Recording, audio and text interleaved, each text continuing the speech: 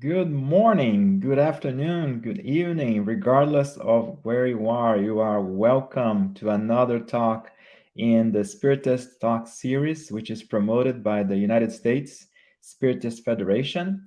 We are here every Saturday morning at 11 a.m. Eastern Time, the Eastern Time in the US.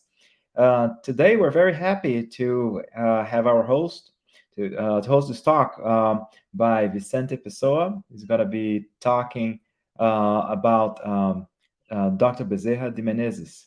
Hello, Vicente. How are you? Hello, Glaucio. It's nice to be here with you. I'm very happy to be here, and we hope we can have a nice talk and we can learn together about this great personality. I'm sure we're gonna have a good time, and we're gonna learn so many important things about the life and the work of Dr. Bezerra. Vicente, if you allow me, I'd like to make a few announcements before we get started. We have a new podcast that is being brought to you by the United States Spiritist Federation. It's Psychology and Spirituality, A Bridge to a Better Life, and it's based on the works of Joanna de Angelis. And we have new episodes every Friday at 7 p.m., 7 in the evening, Eastern Time. So basically, it is again based on the works by Joanna de Angelis, and they provide a space for us to confront, correlate, and expand our spirituality concepts based on a psychological view. Um, Another interesting announcement as well, important announcements that the United States Spiritist Federation is hosting its 17th Spiritist Symposium. It's going to take place on September 30th of this year, 2023, and this time is going to be in Portland, Oregon. And the focus of the symposium will be spiritual path to mental balance. It's going to be a full day program, and all as we're going to have talks, panels, and Q&A sessions, and a youth panel as well. So save the date. And also, if you want to help the Spiritist Federation, there are ways for you to contribute materially.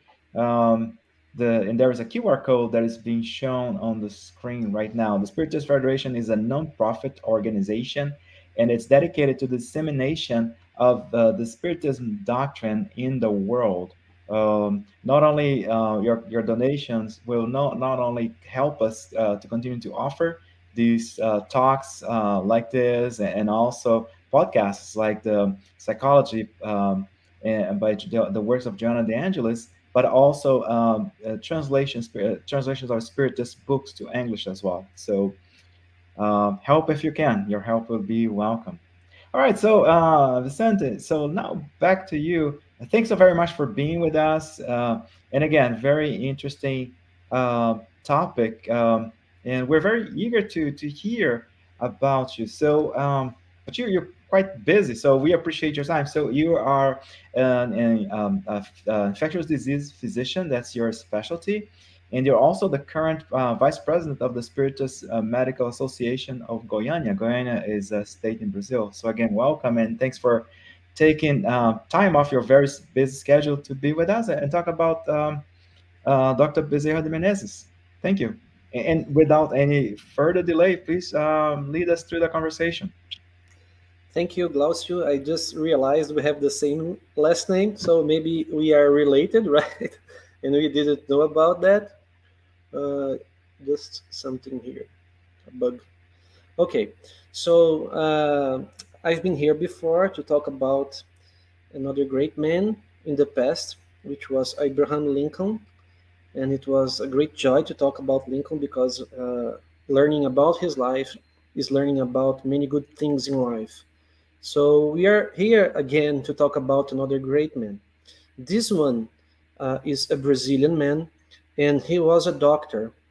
And we have a close relationship with him in medicine, like uh, we that are doctors and we are spiritists. We have a close relationship with him, and also all the spiritist people in the world have a close contact with him because he's a great worker. Even before he passed away, when he was incarnated still, He had a great work, as we are going to see during this talk. And he is a very important person in the Spiritist movement, in the Spirit ideal. And I would like to begin my talk uh, talking about a little bit the spirit of Ismael. Uh, Most people in the Spiritist movement don't know exactly who Ismael was. So, according to the historic facts, Ismael was the bastard son of Abraham. And Abraham was a man that was sent by God to bring us the idea of the only God. On that time, people used to believe in many gods, but Abraham had this mission to bring the idea about the only God. And this idea is very important because this idea put us under uh, the filiation of one only God. So it makes us brothers and sisters, it makes us siblings. So it brings with it the idea of fraternity, which is very important for Christ, for the message of the gospel to take place on earth. So Abraham has this mission, and he has this son with a slave, and not with his wife Sarah. And this son is called Ismael. After that, Abraham and Sarah are able to have their own son, which they call Isaac. And Sarah, now she's not happy with the presence of Ismael in their home because now she has her biological son and she wants her biological son to be the heir of Abraham and not Ismael. So Abraham is forced to ask Ismael to live with his mother, which was a slave. But Ismael, he did not get angry with Abraham.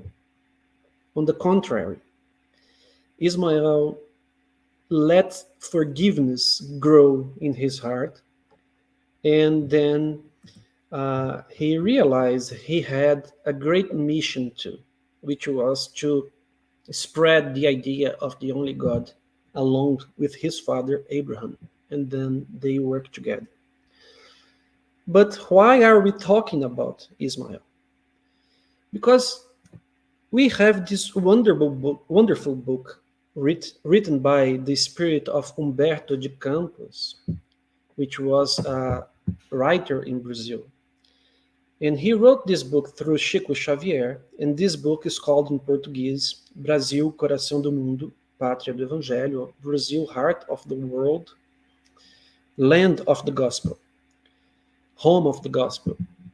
And in this book, we are going to watch a scene take place in the spiritual world where Ismael is the chosen by Jesus to help bring the new message of Christianism to America.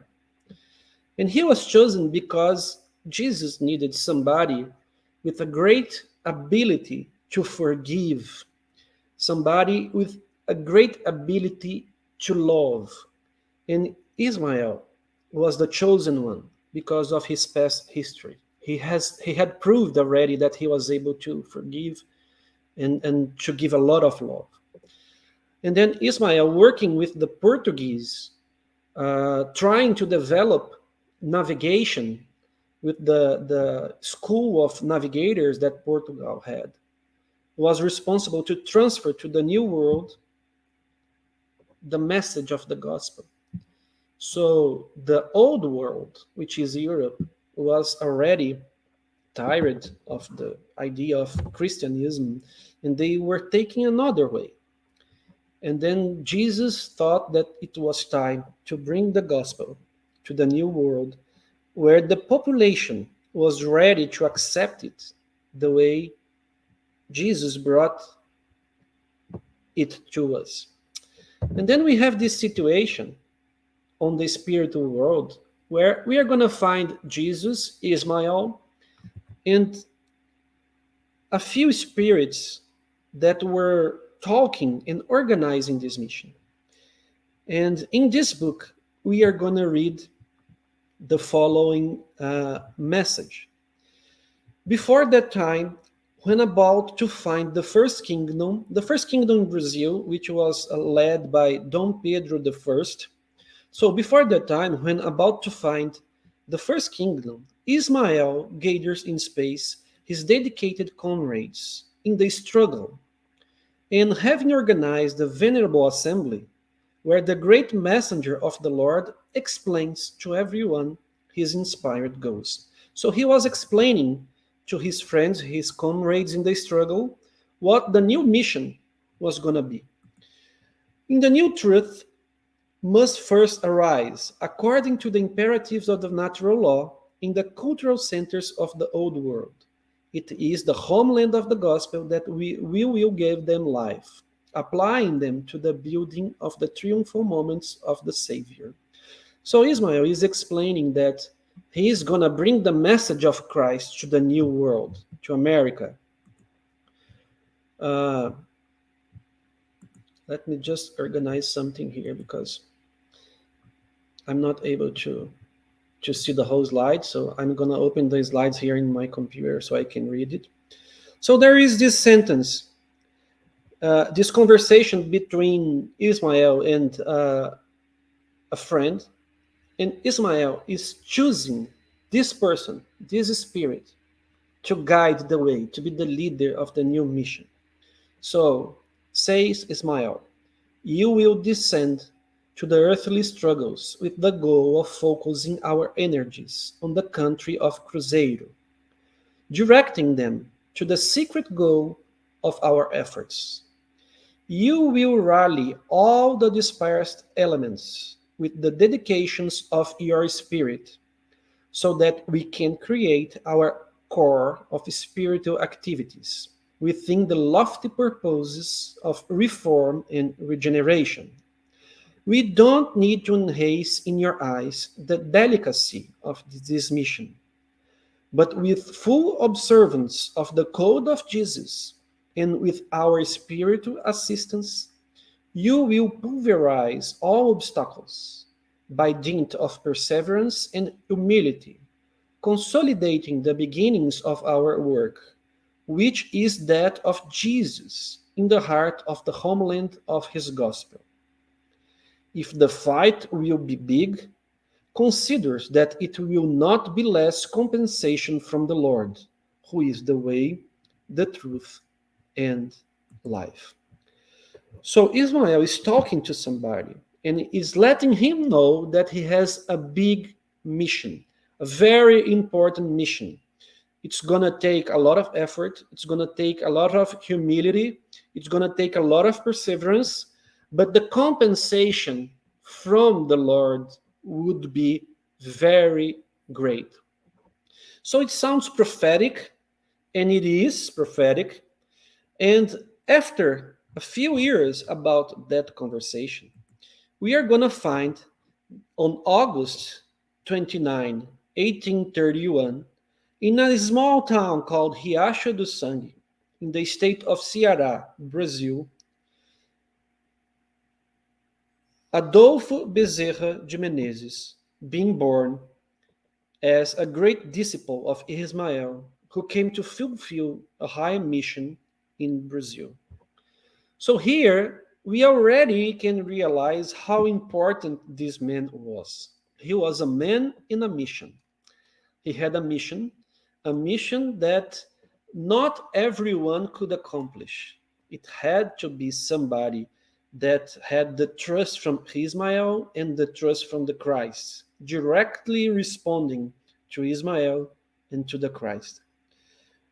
It sounds like Allan Kardec's mission. It sounds like Francisco de Assis' mission, because it's a great mission with a great importance.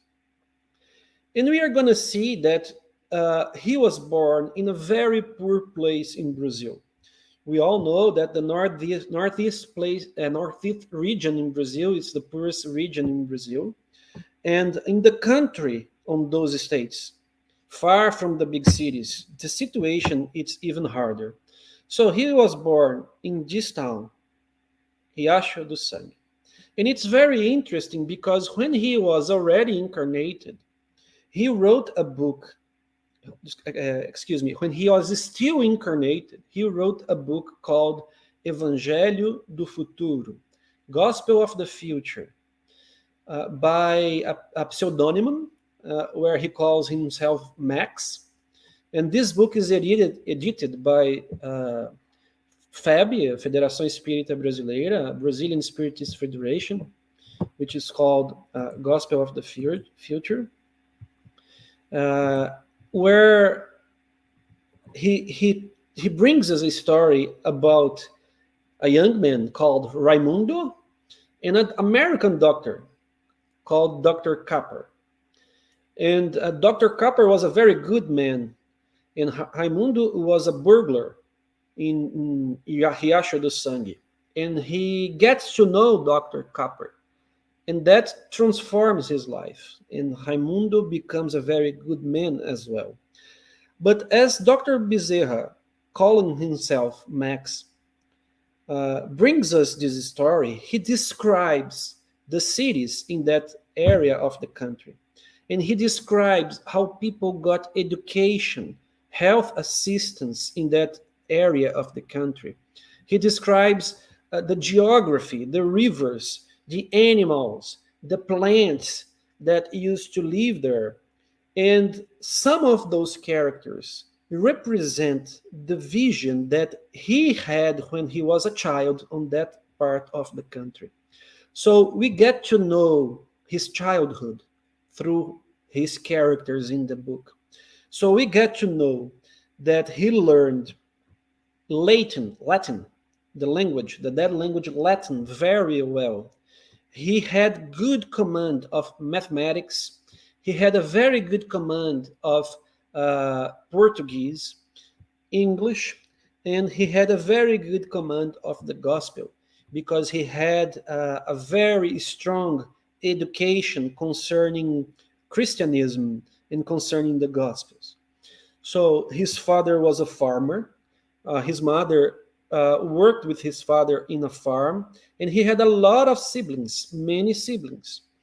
Some of them became lawyers, some of them became farmers as well.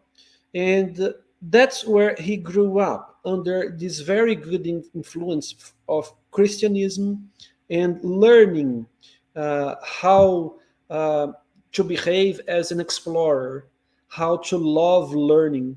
So he had a great passion to learn about plants, which would help him a lot in the future as a doctor, as we are going to see an episode that happened to him during medical school concerning a very specific fruit that we have in Brazil, and how much he knew about botanics and plant properties and about science in general. So this is where he was born. He also wrote another book, which in Portuguese is called A Casa Mal Assombrada, which is the haunted house, right? When he was still incarnated. And in this book, he tells us a story about a young man from the northeast part of Brazil who travels to Rio de Janeiro in order to go to medical school. So he's telling us his story, the way he traveled to Rio de Janeiro, and all the adventures that he had, all the difficulties that he faced when he got in Rio. And he tells us through the main character of that book, representing himself, representing his views about life. So when he gets in Rio de Janeiro, even though his father had a good financial and economical condition in Riacho do Sangue, Ceará, he did not bring a lot of money with him. And I remember that in those days we did not have bank transfer, so he did not have ways to get money from his parents. It was much difficult that time than it is nowadays, right? So he had to work in order to make a living. And before he got into medical school, he was living in an apartment and he did not have money to pay rent anymore. And he then tried to use his knowledge in mathematics to teach some students that were looking for private teachers to pay for lessons in order to make some money and to pay rent and to make a living. And one day he went to the library and he took a lot of mathematics books in order to remember some details, in order to teach students. And one day somebody knocked at the door. It was a young man looking for a math teacher. And that man learned that he knew math very well. And he hired his services as a math teacher. But the curious thing, the very interesting thing, is that that man never showed up. He paid 3 months in advance of his math classes and never showed up to take the lessons. So when we read that Ismael was telling him that the struggle would be very hard, but the compensation and the support from the spiritual world would be very present as well, we, we kind of understand that maybe that young man was not even incarnated. Maybe it was some phenomenon of materialization, but the fact is that the man gave him the money. So the money existed. Some people believe that that man was a spirit, but he gave Dr. Bezerra the money. So maybe it was just somebody inspired by good spirits to help him because he was a man in a mission. He had to have a lot of good conditions to succeed. And maybe people from Ismail was inspiring that man to pay Dr. Bezerra in advance in order for him to get the chance to go to medical school and succeed in his mission about Christianism and about Spiritism. So that's a very interesting story. But we have a second interesting stories uh, about his arrival in Rio de Janeiro to take med school, to go to med school. He was going to University of Medicine in Rio de Janeiro in order to make his registration. And when he got there, he learned that he had missed the date. He was in the wrong date. So registration was closed and he could not register himself as a med student anymore. So he was very disappointed.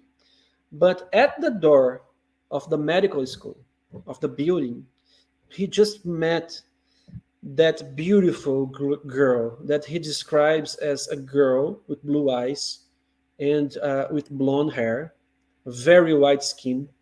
And this girl, which was about around 9 years old, was with a slave, a lady that was taking care of her. And it was a slave because at that time we still had slaves in Brazil.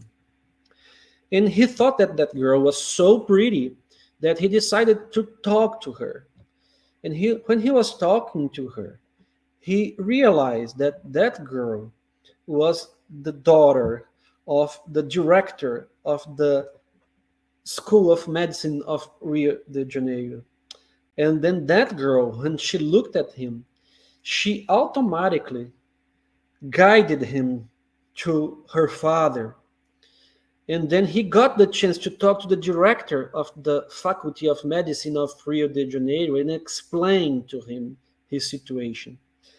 And that man, when that man put his eyes on his eyes, he realized that Dr. Bezerra had to have a chance to go to med school, and then he was able to make his registration as a student in the first year.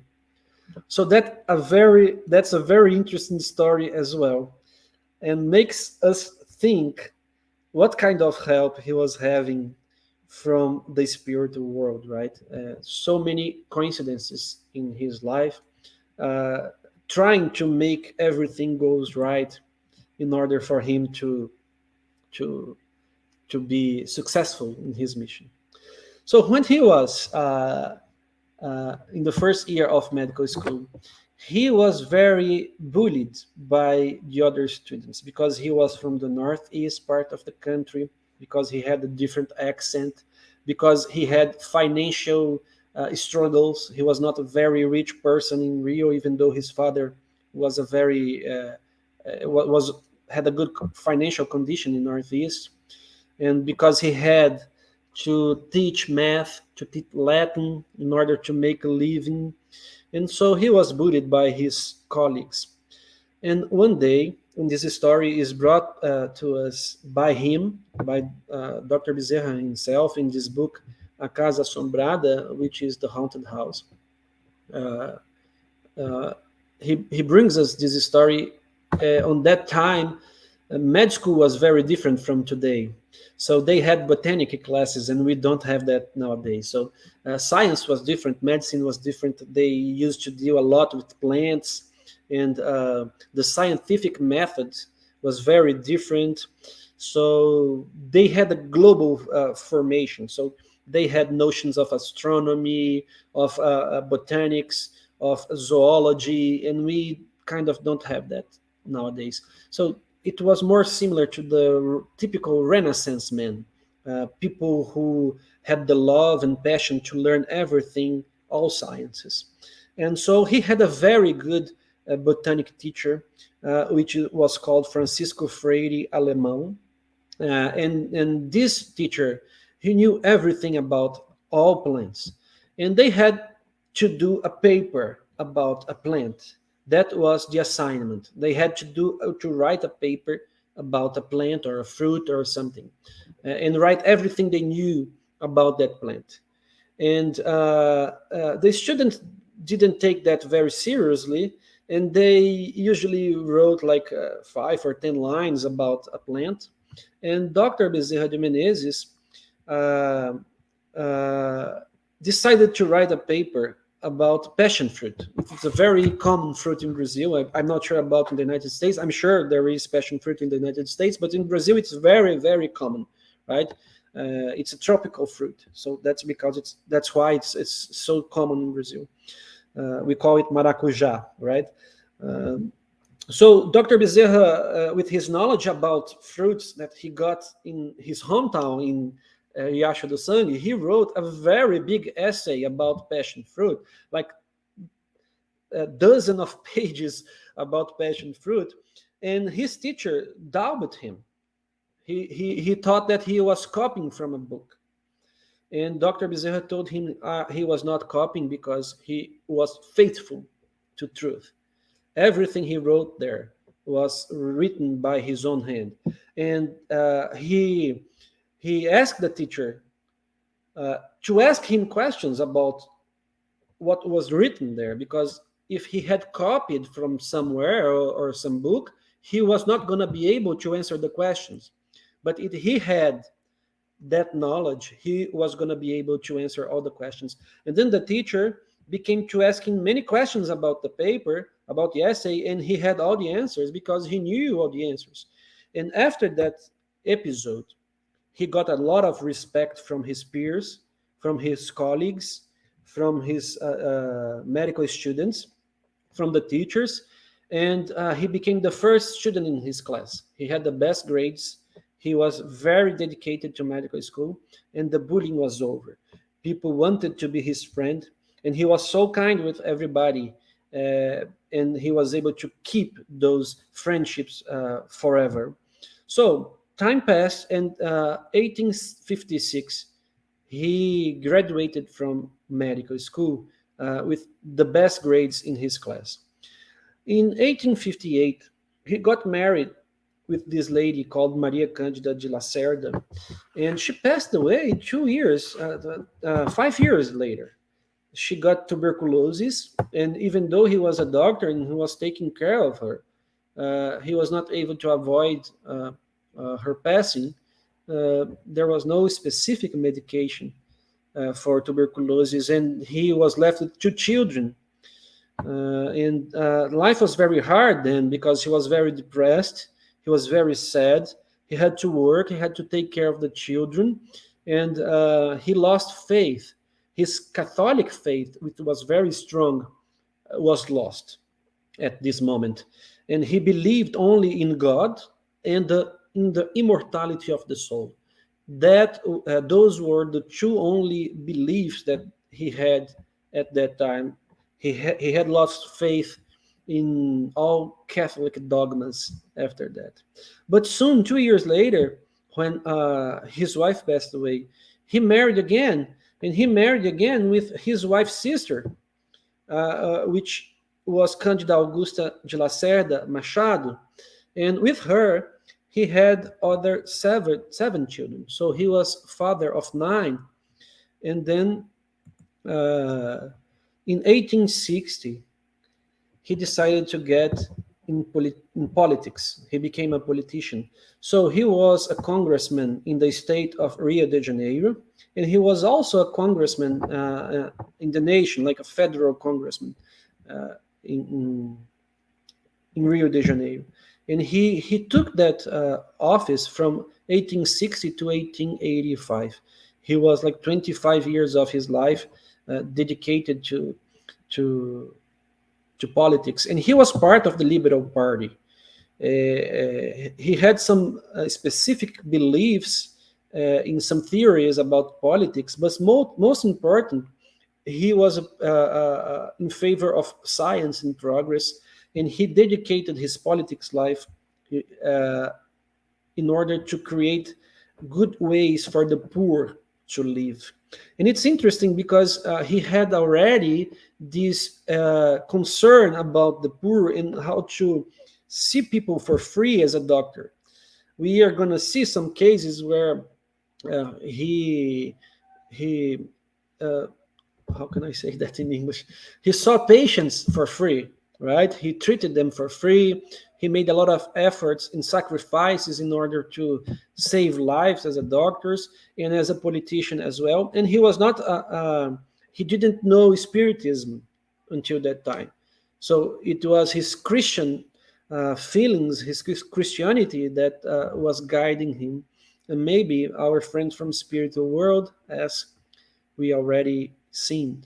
So he had this very strong character of politics, and he was a very good and very fond of the poor and those who most needed. Uh, and that's true because he didn't make money, right? He was broke when he was a politician. He used all his money as a doctor to help other people. So one day we got to talk about his conversion to Spiritism, and it is a very, very impressive story as well. So, as I mentioned before, when his first wife passed away, he he lost faith in the Catholic Church, and he kept believing only in the existence of God and on immortality.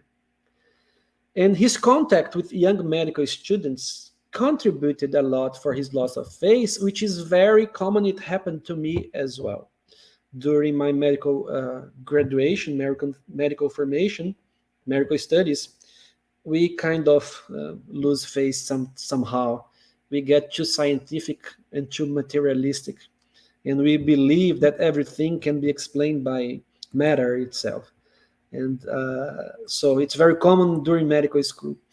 And I completely understand what he went through at that moment of his life. Uh, and the death of his first wife brought him this great pain and depression, and he lost interest in reading. He was a very hungry reader.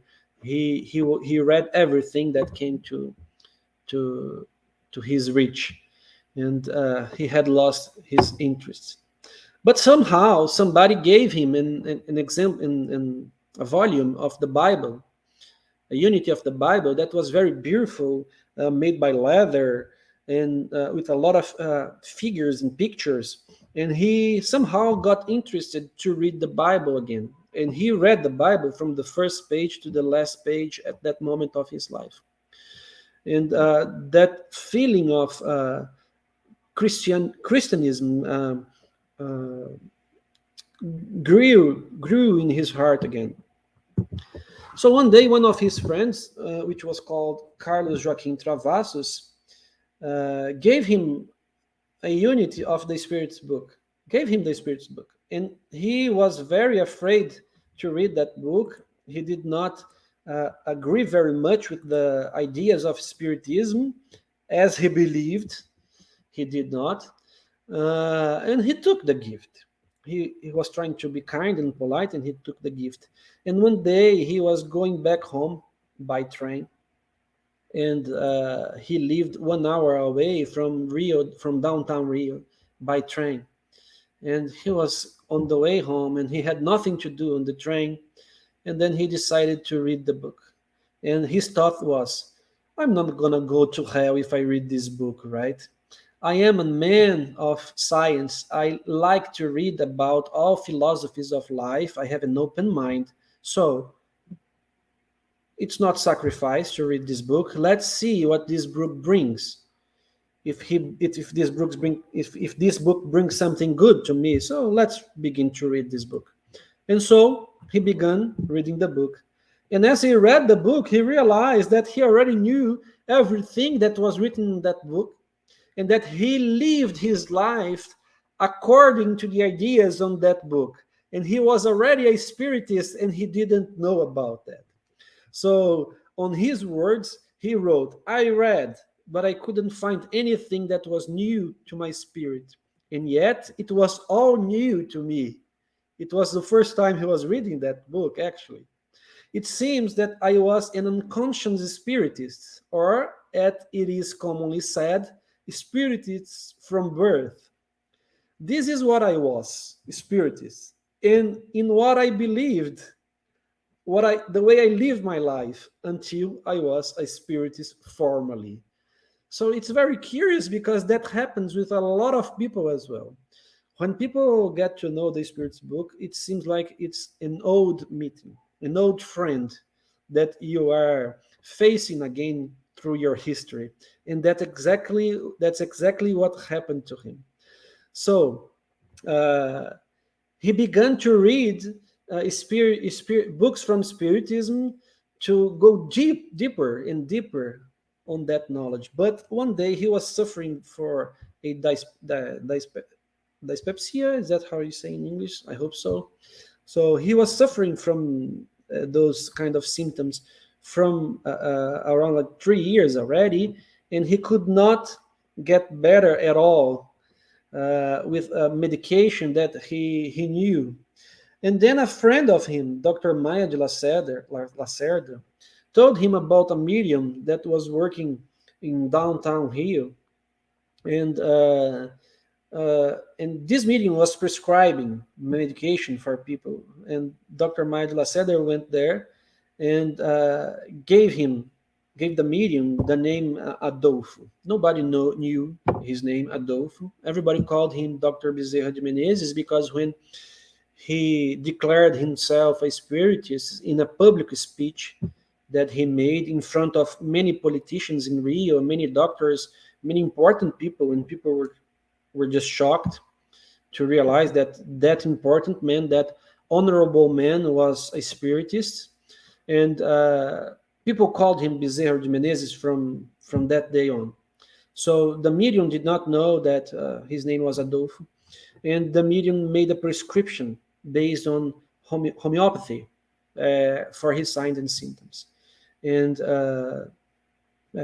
after a few weeks taking the medication, he was very fine, only with a light pain on his hip and a light weakness in his legs, as if he had walked a great distance. And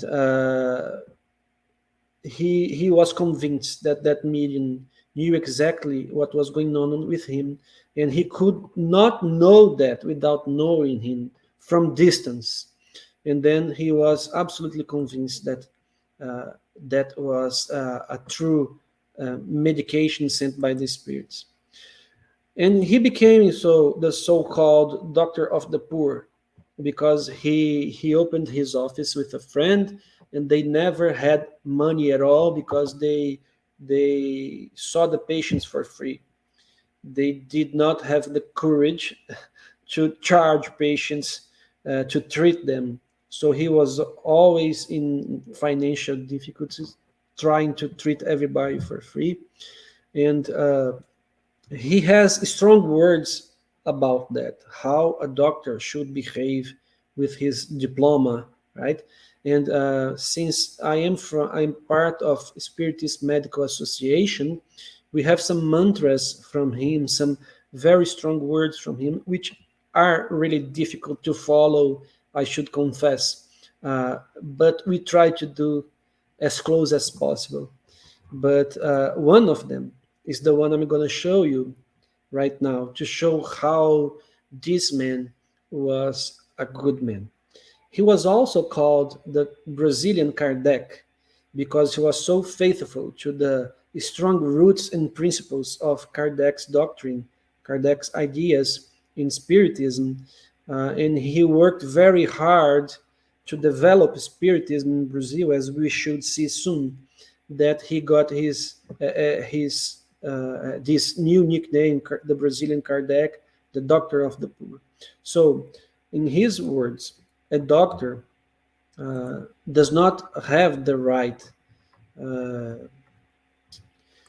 a doctor does not have the right to finish a meal, or to choose the time, or to ask if it is far or near, when an afflicted person knocks on his door. Those who do not come may have a visitor, because they have worked hard, or because they are tired, or because it is late at night, the road is bad, or the weather is bad, they are far away or on the hill. Which, above all, asks someone who doesn't have the money to pay a prescription for a car, or tells those who cry at the door to look for another one. This is not a doctor. This is a medicine dealer, a merchant of medicine, who works to collect capital and interest spent on graduation. This is a wretch who sends to another the angel of charity that came to pay him a visit and brought him the only source that could quench his spirit's thirst for wealth, the only one that will never get lost in the hustle and bustle of life. So this is how seriously he used to take medicine and the job of a physician. You have no right to finish a meal. It doesn't matter if the patient seeking help lives far, if it's late at night, if it's raining, if it's sunny. You have no right. You need to help people because they are suffering. And med school is supposed to relieve pain, to relieve suffering. So he took that very seriously, and he paid a very high price economically and financially because of that, as we are going to see. But this is something that we try to follow in Spiritist Medical Association, but we understand that it's not a very easy thing to do, right? Sometimes, first because we are humans, we are not Bezerra de Menezes, we are not a spirit of that light, of that evolution. Sometimes we struggle as well. And second, because times are different. Uh, we have many more demands right now, I mean, economical demands, and it's very hard to follow, but we try to do our best uh, always, and always we can, right? We try to get as close as possible from these words as we can. So here I brought a few examples of how good he was and how he treated his patients. So one night, it was late at night, his own daughter was with a very high fever, and his wife was very worried.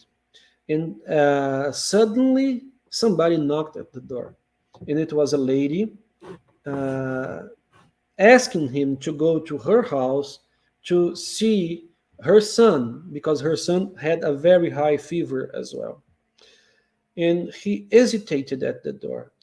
And then he looked at her wife, and her wife asked him not to go because their own son was very sick and needed his attention.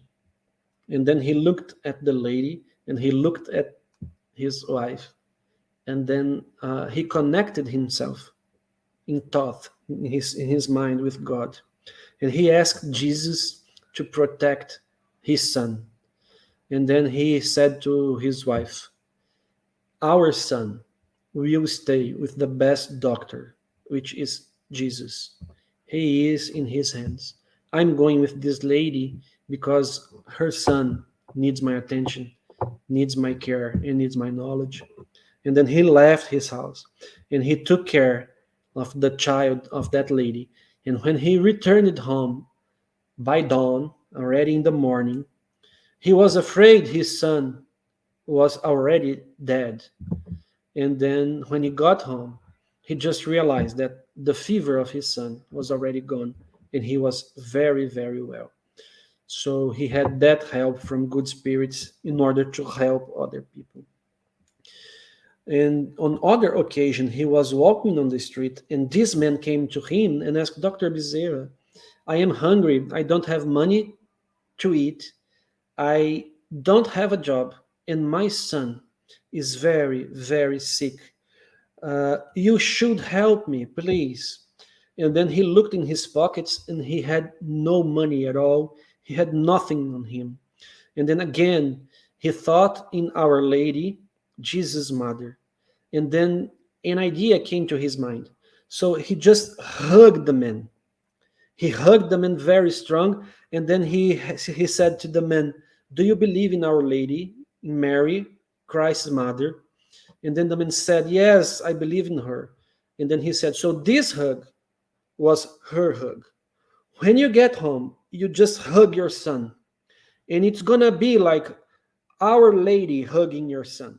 And he will be good. And then he didn't have any news from that man again until the next week.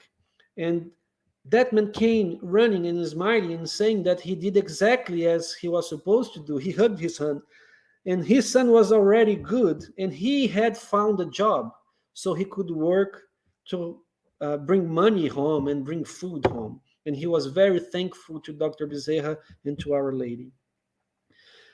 Another day, himself had nothing to eat at home. He and his wife had nothing to eat at home.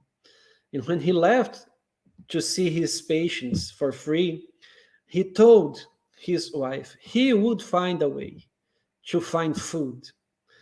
And he came back home late at night, hungry because he did not find food at all and very worried with his family that had not who did not have food to eat. And when he got home, his wife was very happy and told him that he overreacted, that he did not need to bring a whole truck of food because somebody just parked a whole truck of food in front of his house and gave all that food to his family, and he didn't know who that person was. So he told her that he prayed to God that somebody could bring food to his family, and that just happened. So that's a very curious and interesting episode in his life as well. And there is this famous story about his graduation ring. He There is a picture of him wearing that graduation ring, which was made by emerald, a green stone, very valuable stone. And somebody knocked at his door, and it was a lady. uh, he The lady brought her son with fever and very sick, and he made a prescription, but she did not have money to buy the medication. So he just took off his ring, told her to sell the ring and buy the medication. So that's the man. That's Dr. Bezerra de Menezes in his mission. He was not attached to matter at all. He was a man of Christ, a man uh, on a mission to help and to be an example of charity and love. So a very interesting point. Why is he so important for Spiritism? In 1884, FAB was found, right? The Brazilian Spiritist Federation was found in 1884. So, even though he knew his friends who were participating in FAB as directors, president, vice president, he was not part. He helped a lot, but he was not part of the directors at that moment.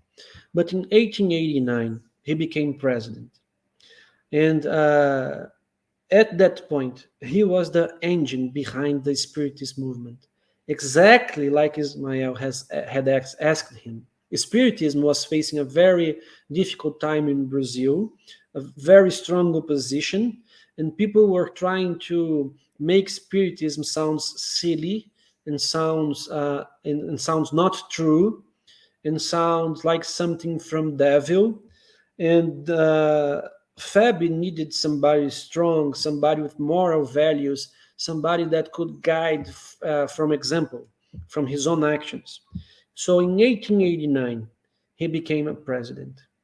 With great cultural background, with his experience as a politician, and his great heart, fulfilled by the love for everyone, he was the captain of the boat named Spiritism, through waters of arrogant scientificism and superficial illuminism, which were threats to the solid principles of Kardec's ideas or to Spiritism itself.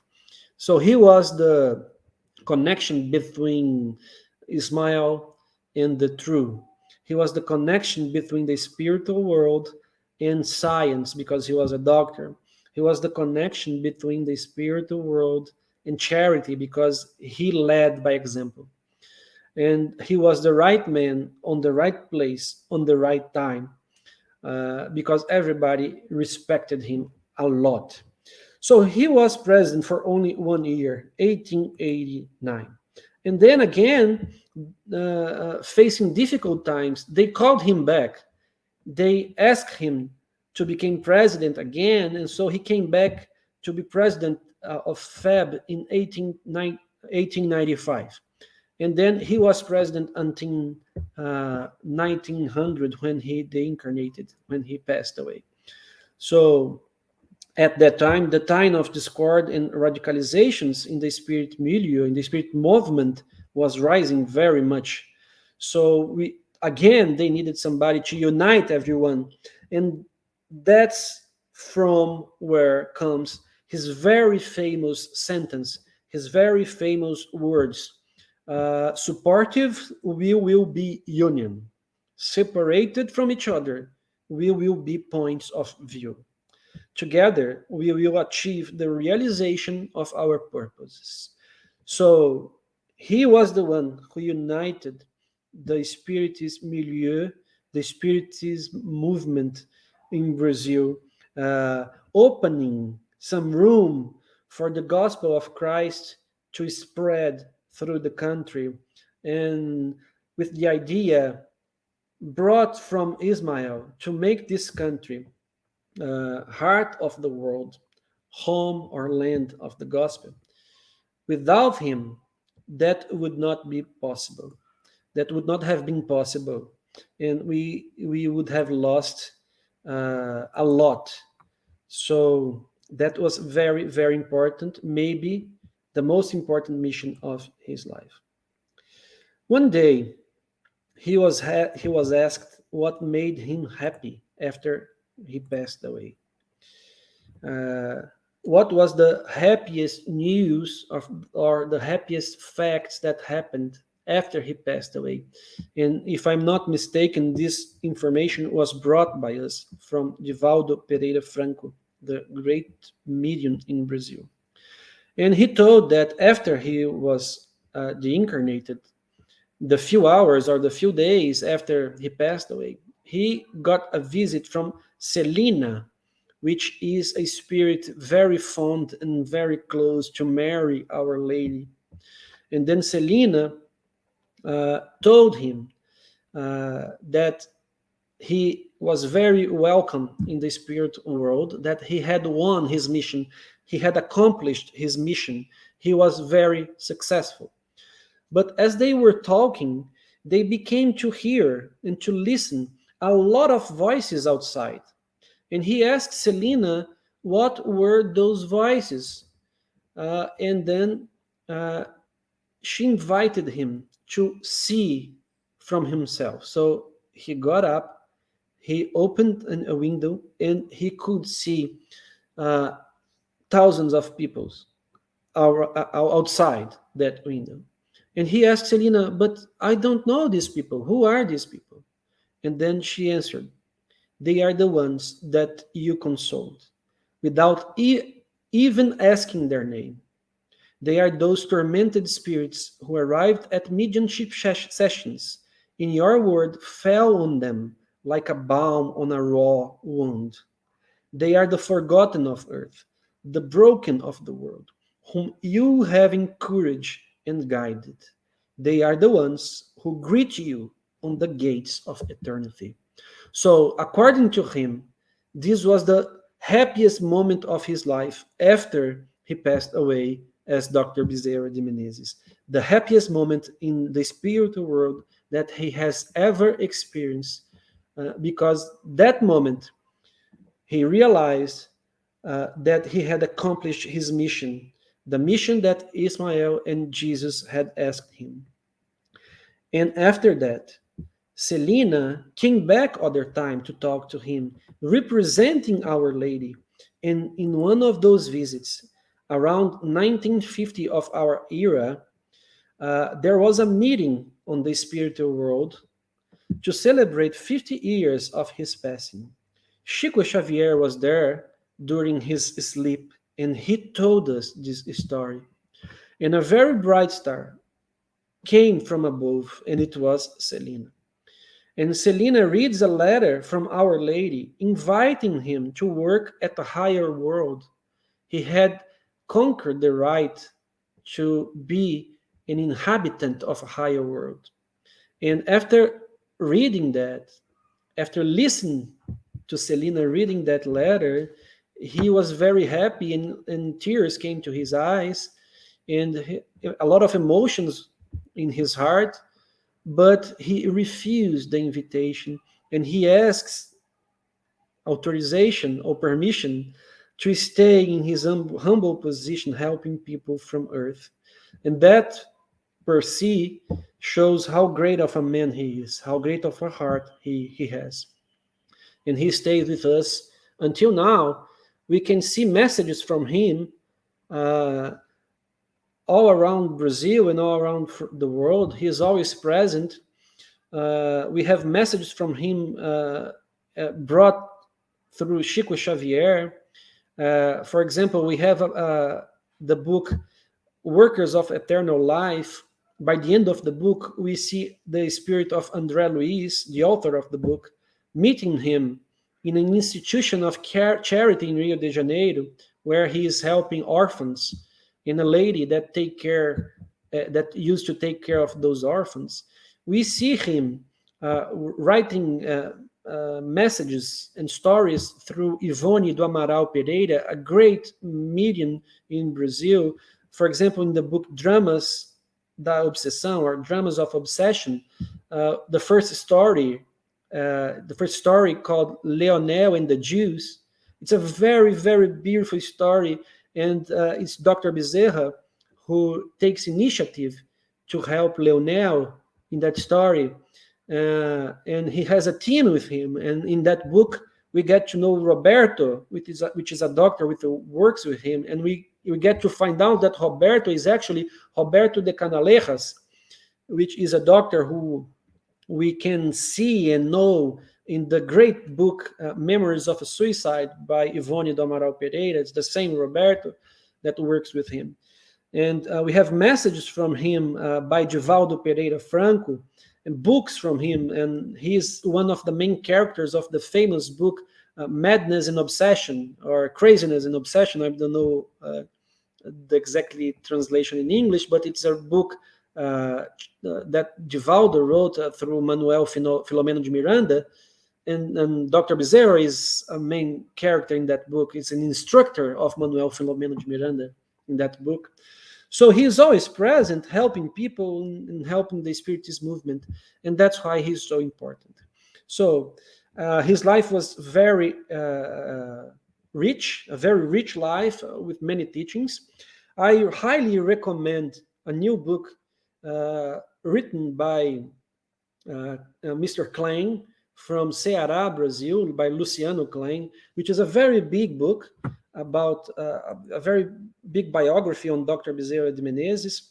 I'm not sure, I'm pretty sure there is no translation to English so far, but those who can read Portuguese should buy this book and read about his life. It's like more than 1,000 pages. It took Mr. Luciano Klein more than 10 years of research to write this book. So it's a very, it's pure gold. It's worth reading. So I highly recommend, because there you're gonna find many more information on him and many more stories to show how great he is. So I thank very much the United States Spirits Federation for this invitation. Uh, I asked Dr. Bezerra to bless us, and Jesus and Ismael to bless us and to bless the work of the United States Spirits Federation to spread this beautiful message of Spiritism. I hope my English was good enough, and I thank you all for your attention. Thank you, Vicente. Yeah, your English was perfect, sir. Thank you very much. We have some interesting comments and questions here. So let's start with the Yasko. Yasko has a comment here. Hi, Vicente. Very interesting notations about Bezerra de Menezes' conversion from skepticism to be a true spiritist and the most prominent contributor to the spiritist movement in Brazil. So, if I may, I am curious into how you, Dr. Vicente Pessoa, got to Spiritism after your phase of skepticism on spiritual power in medicine. Okay, thank you for the question, Yasko. It's a personal question. The fact is, and the truth is that I am a spiritist from birth. My mother was a spiritist already, and my grandmother was spiritist already. My grandmother was born in 1918 in the city of Sacramento, Minas Gerais. And there is a very curious story with my grandmother and Euripides Barçanufo, the great spirit man that lived there, a follower of Christ. And my grandmother was born with his help on one of those phenomenons that he was known to be in two places at the same time. So one of them was with my grandmother, and so my family became my family on the side of my mother became spiritist because of that. And my mother brought spiritism to myself when I was a child, and my grandmother as well. They used to read books for me like Nosso Lar and the Gospel, the Spirit's book. So it all came very naturally to me. I didn't have any questions and any doubt at all. But when we get to medical school, you go very deep on matter. You study physiology and things like in detail, and we are weak, right? We are human beings, and sometimes we deviate from the right path. And for a few years, I believe, like for 2 or 3 years after medical school, when I was in residency and specialization in infectious disease, I I got away a little bit from spiritism and I had some questions. But after that, something began to grow on me, like uh, some responsibilities, some feelings. I had to do something, I had to work, I had to study spiritism again, and it was like suffocating me. So I had no choice. I had to go back, and I do not regret at all. After a few years after that happened, I just came to the conclusion that I am absolutely on the right path and I am absolutely convinced about things, and I have no questions at all anymore. So I'm very thankful to my grandmother and very thankful to my mother. Both of them are passed away already. They are already in the spirit world. And I am sure, as Ismael helped Dr. Bezerra, they helped me a lot. So that's the story. Uh, we are very influenced by colleagues as well, by teachers and instructors in medical school. So sometimes you get kind of inhibited, right? Is that right? The word inhibited? Influenced, inhibited. Yeah, inhibited. Yeah, yeah. Sometimes that happened, but it was momentary. It was like during 2 or 3 years, and I came back. I came back to the right path, I think. Thank you for sharing that coming of age story with us. That was quite interesting. Yeah, yeah. My grandmother's story is very interesting. It's written in a book, actually. This Really? story. Yeah, from IDE. I don't know if you know IDE, Glaucio. It's Instituto de Difusão Espírita from Araras, São Paulo. Yeah, Uh, I'm aware of and that. Yes. yeah, and they used to publish a book called Anuário Espírita, Hmm. Spiritist Annuary, like Hmm. the facts that have happened in the Spiritist movement in that year. So in 1992, the Anuário Espírita from 1992, it the story of my grandmother is written in that book. I even have at my house. I will show you someday. How can I say mamadeira in English? Bottle. Nursing bottle. Nursing bottle. Hmm. I even have the nursing bottle that Euripides gave to my great grandfather in order to him to give to my grandmother. It's made by glass because Yeah. they didn't have that plastic at that time. It's made by glass. It's in my possession, and I get very emotional when I get close to that nursing bottle made by glass because I know that Euripides touched that bottle. so Wow. so it's very impressive, a very good energy.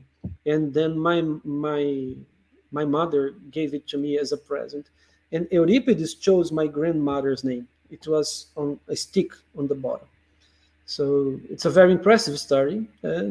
One day I tell that story in more details for you. Yeah. Next time you come back, you can share it with Yeah. us. There was a question from Daniel Santos. Thanks for the biographic presentation, Vicente. You, as a physician, could you share with us how much Dr. Bezerra has impacted you and how?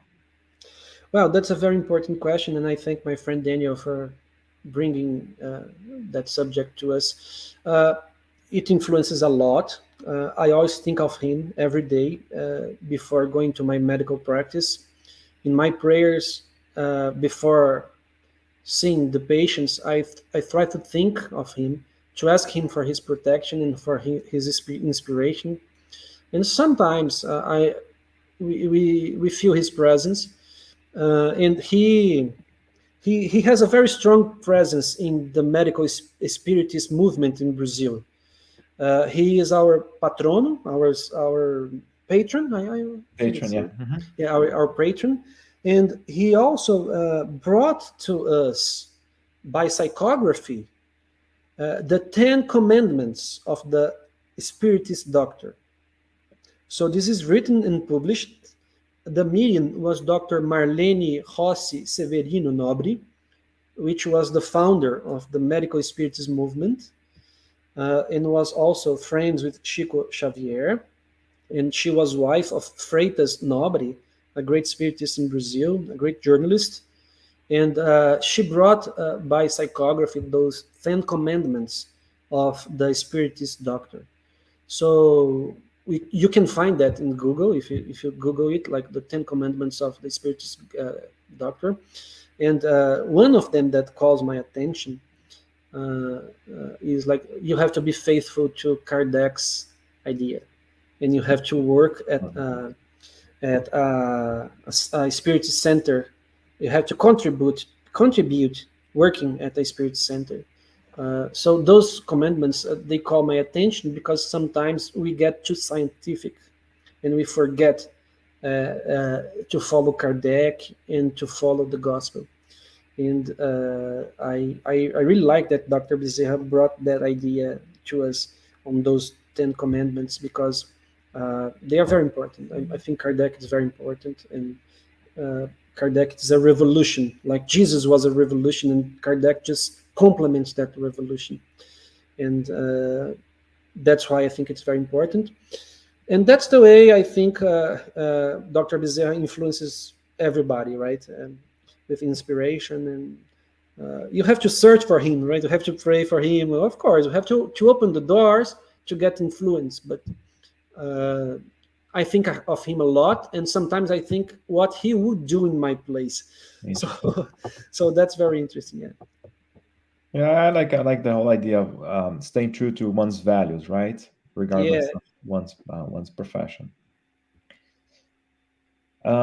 So next question here from the U.S. Spiritist Federation. Many Spiritist centers in Brazil receive messages from Dr. Bezerra de Menezes. Besides him being present in many psychographic books by Divaldo Franco. Now here's the question, interesting question. How can a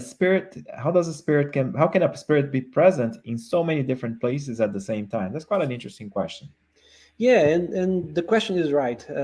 We cannot count how many spirit centers in Brazil are called Centro Espírita, or Spirit Center Bezerra de Menezes, in honor of him. Many libraries are named after him. Library Bezerra de Menezes. Many uh, conferences places like gymnasiums and auditoriums are named Nice. Bezerra de Menezes. He's everywhere because he's very important. And it's not rare that, for example, every Wednesday in Brazil, there should be thousands of spirit center getting a message from Dr. Bezerra de Menezes, signed by him. A lot of mediums in all Brazilian cities are getting messages from him. Do you mind if I interject something? All over the world. All over the world. Yeah, yeah, you're right. You're right. So, how can that be possible, right?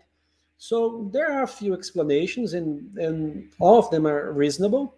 Uh, for example, when you study the Spirits book, we have an information from the spirits there that the greater the spirit is, the more light the spirit has, uh, more evolution that spirit has, he can reach higher, he can see longer, further. It's like, and Kardec brings a very interesting comparison.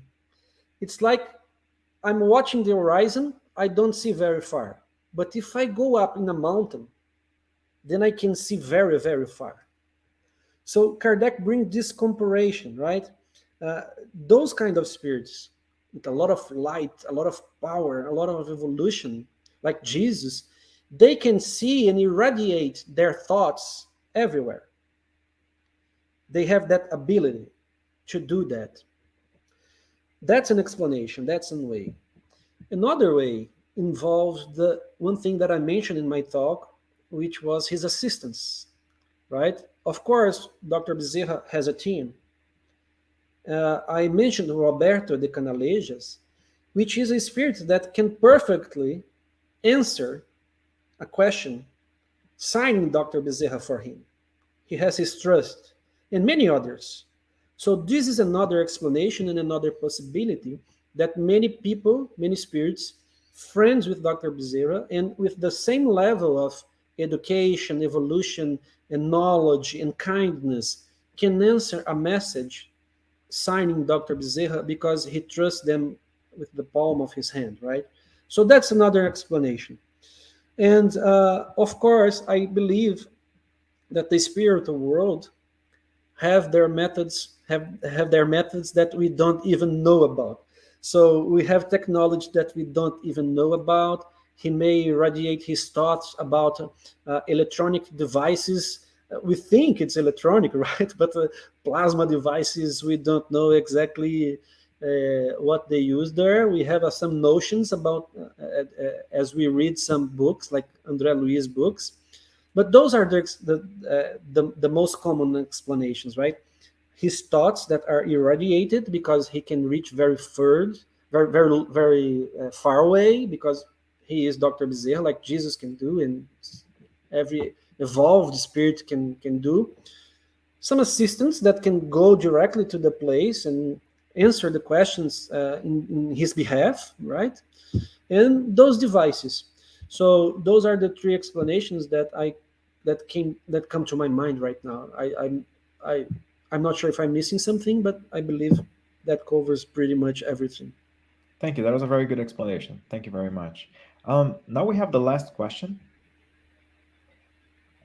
You mentioned that Dr. Bezerra de Menezes was both a man of science and a spiritual individual. Therefore, is it possible for someone who has a scientific mind to also be connected to God?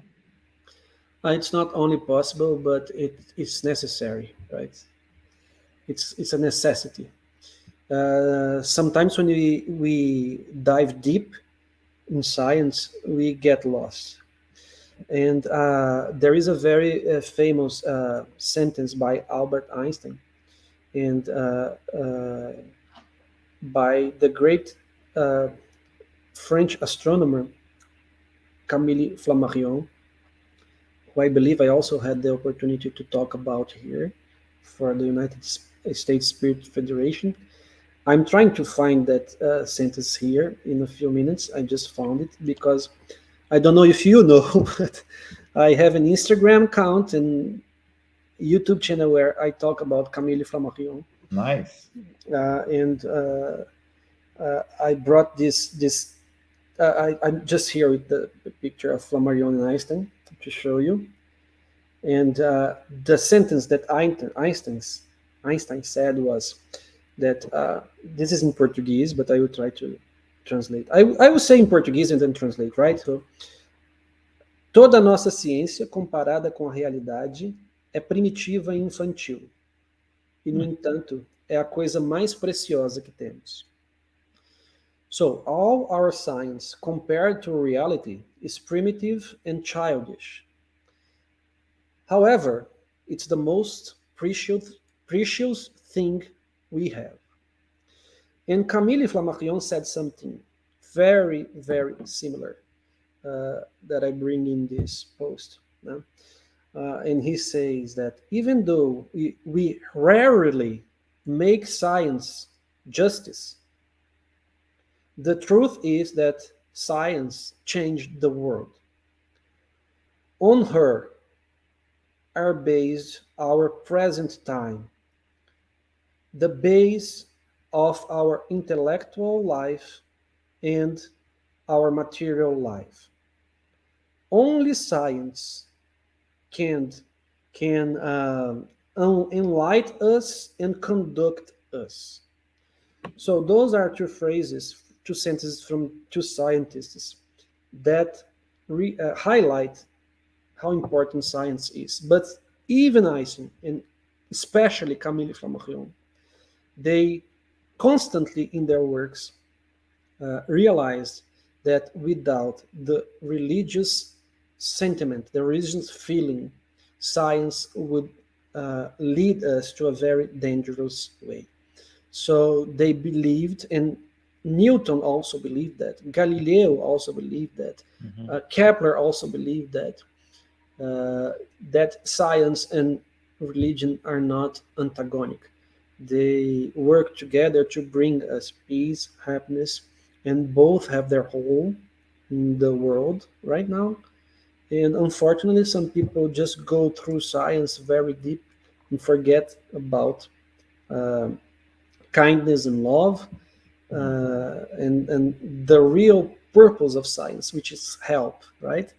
I was just talking about that in a Spiritist Congress about the transitions, the time of transition we are facing, right? So we are facing very good conquerors in science, like DNA, gene mutations, space travel. We have a lot of conquerors, right, in Hmm. science, but we have to impregnate that with love. You can use everything I said for bad, like you can use genetics for bad, you can use Right. space travel for bad, uh, but the time is to bring to science kindness and good, and that's what we need. Men like Bezerra de Menezes knew exactly how to do that, and that's the importance of him. Nice, very interesting. I like that you did mention like three great geniuses, right? Isaac Newton, um, and Einstein and Galileo Galilei. I mean, they're all very religious people, but also very scientific. That is very interesting. Thank you. Yeah. Um, Thank you very much, Vicente. That was a very interesting lecture. I'd like to just before we move on to the closing, to your closing remarks, I would just like to remind our audience again about the Spiritist Symposium. Yeah, so again, the 17th Spiritist Symposium will happen on September 30th, 2023 in Portland, Oregon. It will focus on spiritual path to mental balance. For registration, go to spiritistsymposium.org. So there you have it. Save the date. Vicente, if it's okay with you, could you please, if you're willing to, provide any final comments that you have, any final remarks? Also, if you want to talk to us about any projects that you have, you did mention the Instagram and YouTube channels that you have. Feel free to talk about those. And if it's also okay with you, would you mind saying the final prayer for us? Okay, Glaucio, first of all, I want to thank you and João and Danielle, who are in the backstage, right, for the help, and everybody from the United States and for all around the world that will watch this talk later on. Uh, and that's it. I just want to thank. And I have this channel, if you feel free to visit, about Camille Flammarion. It's a astronomer from France. He was friends with Kardec, and he wrote many books that many spiritists don't know. So feel free to visit. It's called Nekafi. Uh, uh, I will just type it here, right? Nekafi. Uh, so I try to promote his works and his life as a scientist, as an astronomer, and as a spiritist. And that's it. So we came to an end. I thank you very much, and I will do the pray. Yeah. So One more thing, if you don't mind. Also, we're gonna continue our talks next week. We're gonna have another interesting talk as well called "Dismystifying Death" with Rajani Planner. So another very interesting talk. So everybody's invited also to watch it in our YouTube and Facebook channel.